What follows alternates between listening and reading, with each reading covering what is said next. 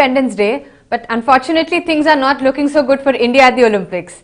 Yesterday, probably one of the most dismal days for India at Rio, with not one but 4 medal prospects being knocked out of contention. Biting the dust. Biting the dust, absolutely. But there was some kind of redemption, if you can call it that. Not a medal, but I thought Deepa Karmakar's performance was absolutely astounding.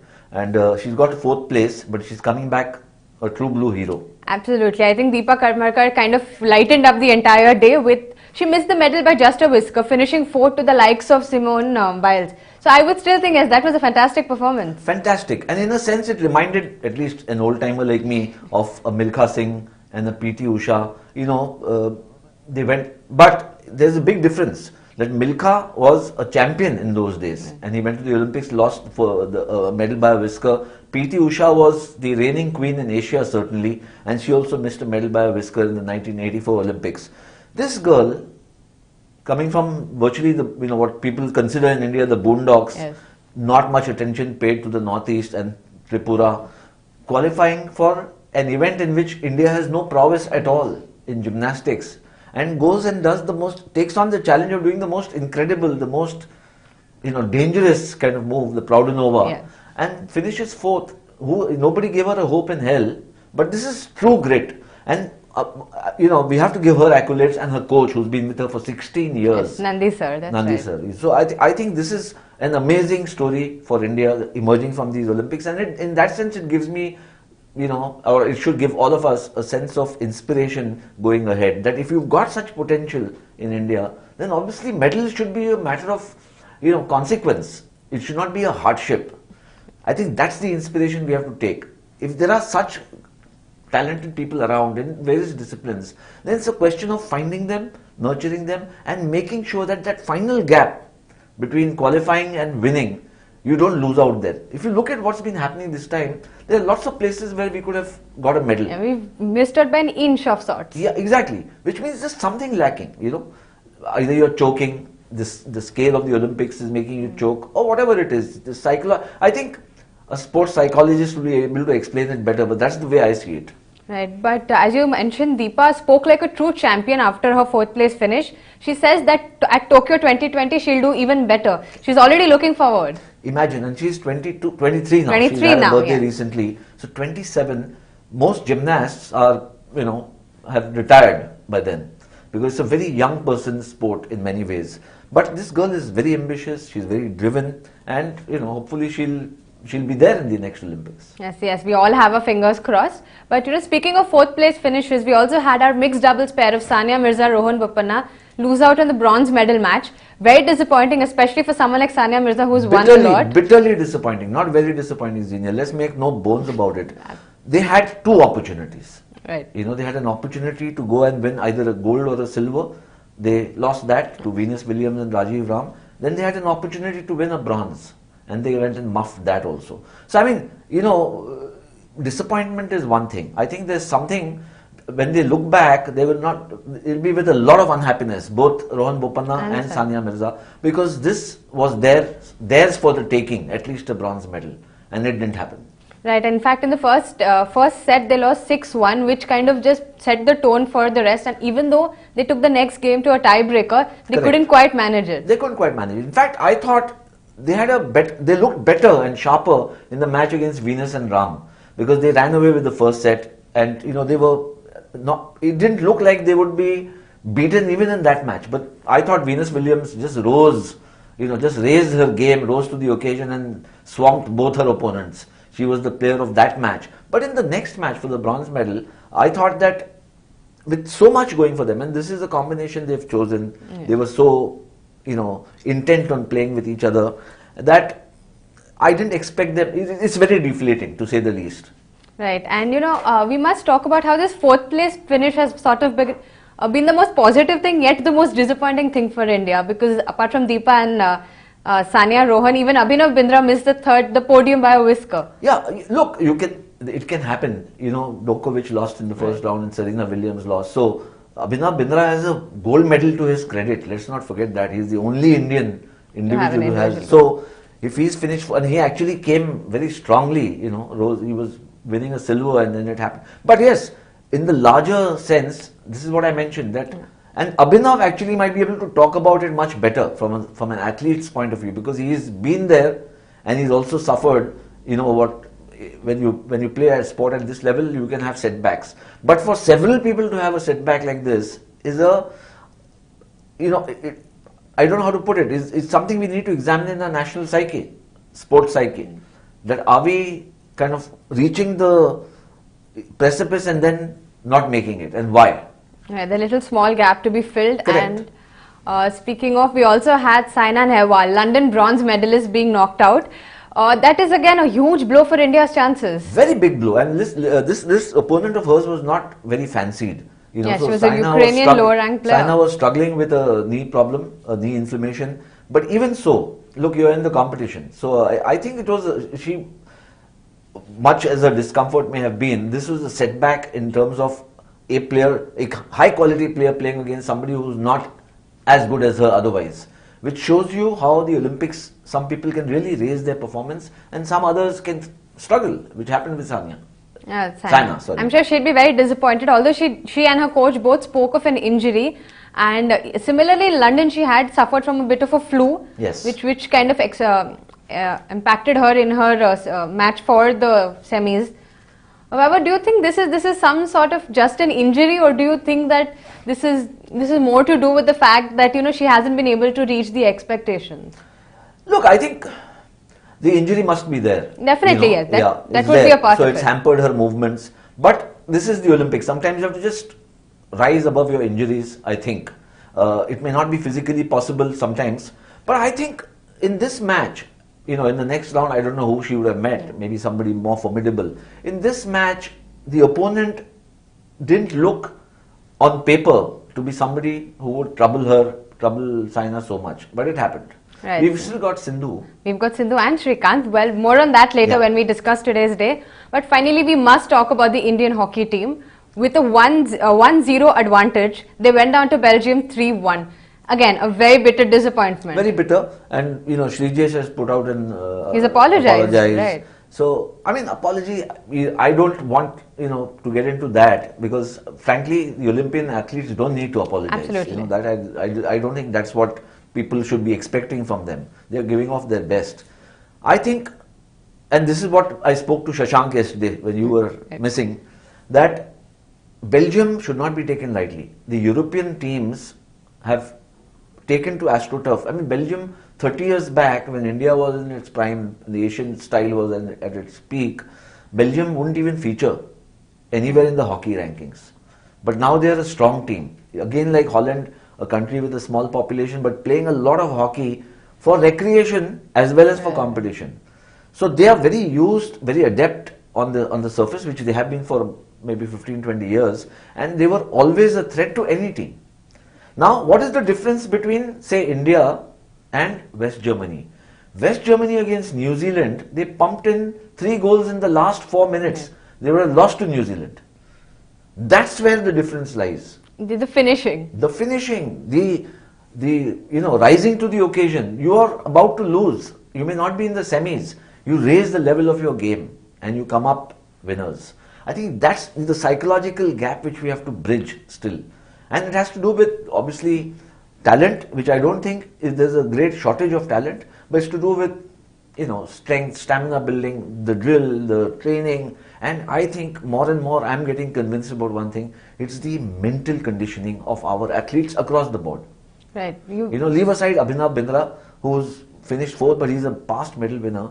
We've had big disappointments in shooting and archery, where we've actually got international caliber athletes, you know. In world championships and other tournaments, they're doing extremely well. But at the Olympics, they bombed. Right. So as you mentioned, like a slip between the cup and the lip, you could say. Very, very, but that can become huge. And that is something that we need to address. We've spoken about how we need to identify certain sports where we are strong. And I think this is another big takeaway which we will take from Rio. These are our strong sports, you know. There is archery and shooting. Definitely. Badminton, this is our strength. I mean, the Koreans, the Chinese, the Koreans, the Malays, the Indonesians, they're also strong. But India is amongst the leading badminton nations in the world today. Right, so and there's wrestling. We'll have to wait and see what happens. Wrestling will begin. These are our core sports. But these will be our takeaways from Rio. Correct. But you know, when you speak of psychology, there is this one showman from Jamaica who's put all of those rumors to rest, where people thought that he might not be able to match, and a hat trick of gold medals in the 100-meter sprint. Usain Bolt. Absolutely fantastic. I mean, look, he's like Phelps, mind-boggling, and there'll be a lot of people who will debate till kingdom come who's the greater all-time athlete, in the Bolt or Olympics, Phelps? Bolt or Phelps, because Bolt may not have the number of medals that Phelps has, but to win 3 gold medals in 3 Olympics, and he might win the 200 also, is fantastic. Is unthinkable. Right, so we have a little... In the words in the words of a fellow Jamaican, Chris Gale, who's also his friend, he's the universe boss. High praise if that comes from Gail. But in case you missed Bolt's gallop through lightning, like lightning, within 10 seconds, we have a little package prepared for you.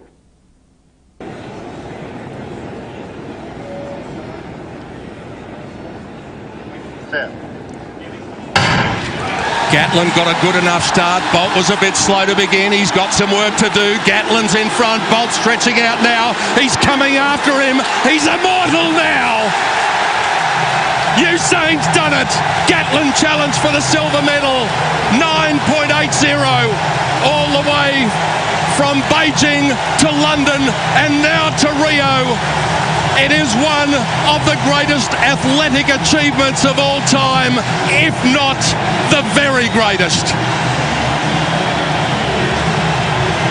What a moment. He wasn't great out of the blocks. Gatlin beat him out clearly. Usain had to work. In the end, it was comfortable. Gatlin will take the silver medal by 200ths of a second, and the Canadian Andre de Grasse will be the bronze medalist. You have just seen a moment the likes of which none of us is ever likely to see again in this lifetime, or any lifetime for that matter. What a champion. He is a legend.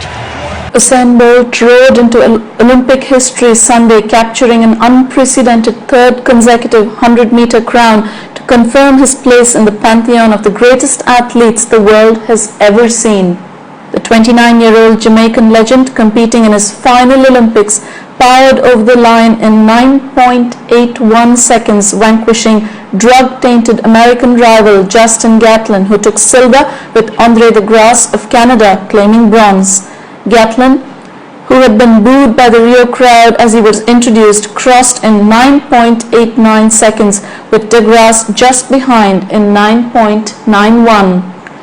Usain Bolt galloped away in celebration after a superb win, basking in the adulation of the stadium and even taking selfies with fans during his lap of honor.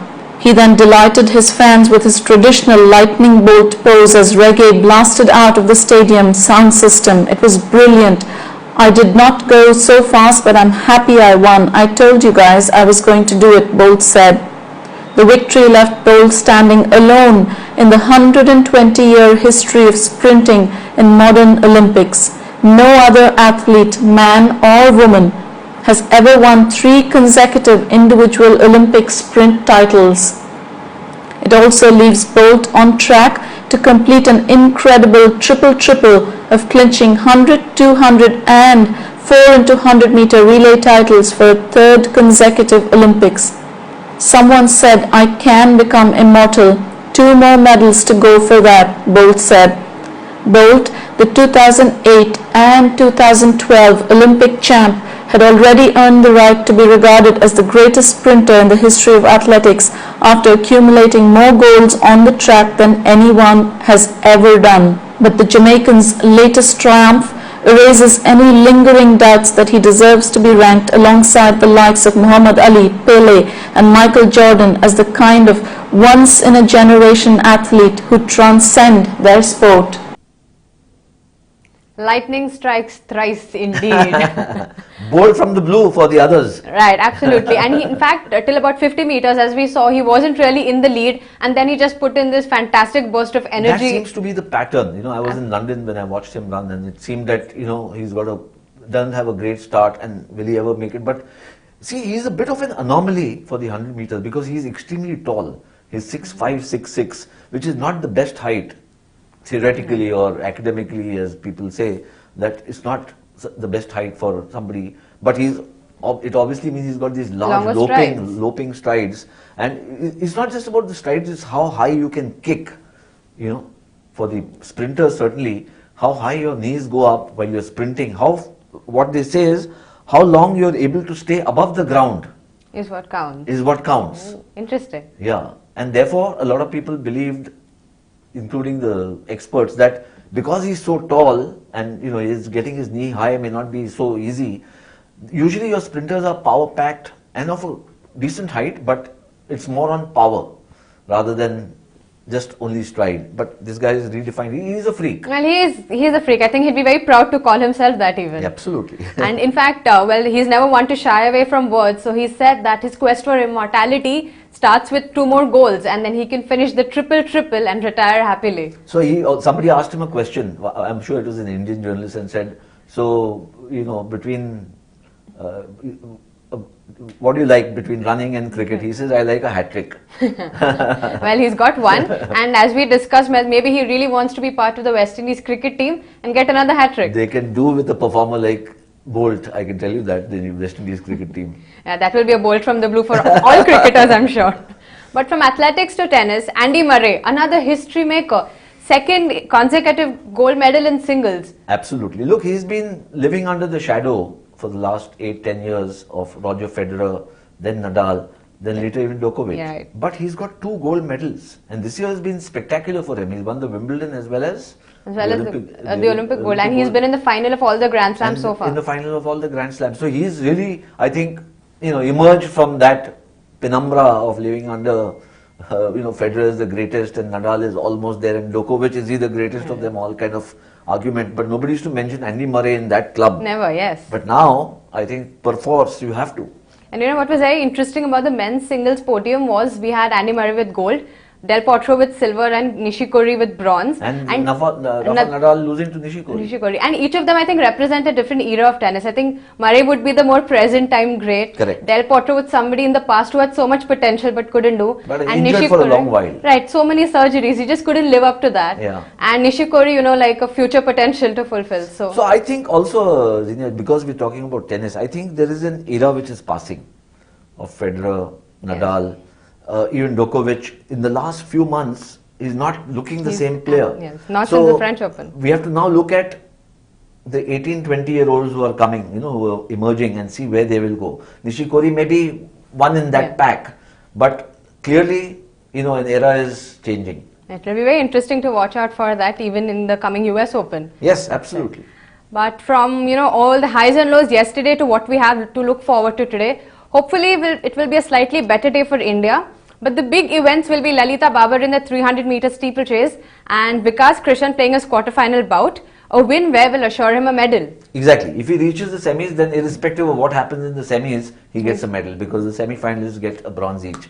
So that's looking to be the strongest hope. Lalita Babar, like Deepa Karmakar, is a fantastic story. And I mentioned earlier, she comes from a family of farmers, humble farmers from Satara, very drought-stricken area, and there's too little time to talk about her story, but she's a very gritty, very determined young lady, 27 years old, and if you look at her career trajectory, she's always bettering her own mark, So in the earlier round, she bettered her national mark, and now if she does a little better than that, I'm not saying that she will finish on the podium, but that's not the issue. That's not of the essence when you're talking of Lalita Babar or Deepa Karmakar kind of athletes. I think she is another who's done India extremely proud. How many athletes can you think of in track and field or gymnastics who from made India? It to the finals? Who made it to the finals? Definitely. I think PT Usha would have been the last at the Olympics at least. So, you're going back a long way. 30 years, more than that, Correct. yeah. So, Lalita Babar is, to my mind, one of the big successes of this Olympics for India. Right, I would agree. And reaching a final again, she's one of those athletes where the final is a major achievement. Major achievement, yes. And we also have the wrestling campaign starting today. Ravindra Khatri will be on. I think PV Sindhu and Srikanth will be playing their quarterfinals. Correct. Both, of course, need to win to stay alive. Yeah. And the way Srikanth played yesterday, it looked quite possible. He's very feisty, and he's very you know, he's one who can raise his game. He's done that often enough in the past. When it looks like, you know, there's nothing, he's against a very formidable player, he'll come up with a game which is really a couple of notches higher. And therefore, with Shrikant Kadambi, anything could happen. But PV Sindhu is perhaps the, you know, more likely on the evidence of how she's played so far and who she's meeting. And she will be taking on a Chinese Taipei player, and we hope that, you know, she kind of conquers that. And Shrikant, as you say, the guy who beat Lindan, yeah, anything's exactly. possible. Anything is possible with him. Right, so that's what we look forward to. But largely, I think Lalita Babar is the only medal event, but Vikas Krishan, Yes. all eyes on him. So all eyes on him because he seems the closest to a medal if he gets past this. Obviously, he gets a medal then. Right, so we all have our fingers crossed. India needs a medal at Rio 2016 after all. Yeah. But as I always say, we cannot talk to cricket wala without bringing in a little cricket. Yes. So England-Pakistan, again a fantastic test match, a 10-wicket win, and we have our golden oldies performing. Yes. So Misbah-ul Haq in the first test match, Yunus Khan in the second. The man of I the read series, a very man of the interesting match. story, you know, on Wisden, I think, where Yunus Khan has attributed his success in the Oval Test, where he made a double hundred, to Mohammad Azharuddin. Oh. He says before the match, and he had a very poor series till then. So Azhar called him up and told him, you know, basically play from within the crease, not outside. Because everybody nowadays steps out, the batsman, to cut out on the swing of the fast bowlers. But Azhar advised him to go back into the crease, get a little more time, let the ball swing completely, and it paid for him. So two things. One is that it was good of Azhar to, you know, call him up. Yeah. It was even better of Yunus Khan to follow the advice. And to mention it also. And to acknowledge it. That's right. So that's a terrific thing. But the series was so engaging, 4 test matches, that for somebody like me, I was wishing there was 5th test. This is the kind of test series you want to look forward to. Look forward and to well, fifth both test. Pakistan and England have done fantastic. So we have test cricket, we have Olympics, but right now I think most of us are hoping for our athletes a good showing in Rio. A lot of our comments on Facebook have spoken about how it's the athletes who've made us proud, which I think is a positive sign. Fans are acknowledging the contributions. Yes, I think, look, nothing to take away from the athletes. The fact that 118 of them have qualified for the Olympics is to me a big achievement, you know. So people talk of the systemic failure and, you know, not enough. I think all that is true. But I think we also now need to acknowledge that athletes, if so many of them go and there is a shortcoming or a shortfall, we have to look at it and analyze it, you know, objectively. Within, yes. And say, this is what is causing it, this is what needs to be worked on, this is where coaching needs to be better, this is where sports psychology needs to be better, whatever. Or this is where the federation needs to work better. Because we can't get into VP sentimentalism all the time and say, oh, but, you know, nothing can be done. We are like that only. You know, I don't think that's a fair thing to do. Yeah, but that's something to look forward to. Thank you so much for all your Facebook comments. Do let us know what you think of our live show. But for now, thank you for joining in. Thank you.